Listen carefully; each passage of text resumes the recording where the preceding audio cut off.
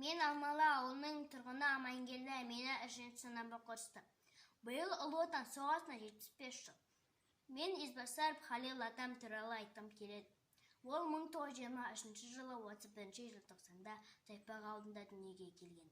1940 жылы әскер қатарына шақырылып, 1941-1945 жылы Ұлы Отан соғысына қатысқан. Великий Новгородтан бастап Воронеж, Украина, Харьков, Днепр, Киев жерлерінде азаттық етуге қатысқан. Стрелок пулеметчик болған. Әскери атағы сержант болған. Соғыс кезінде 2 рет жарақат алған. Атам ерен еңбегі үшін көптеген медальдармен марапатталған. Айта кетсек, за отвагу, за победы, над Германия тағы да көптеген медальдармен марапатталған. Соғыстан кейін есепші болып жұмыс жасаған. Райса әжемнен 3 ұл 3 қыз тәрбиемен өсірген. 1973 жылы 31 желтоқсанда дүниеден өтті. Мен Халил атамның ұрпағы болғаным үшін мақтан етемін.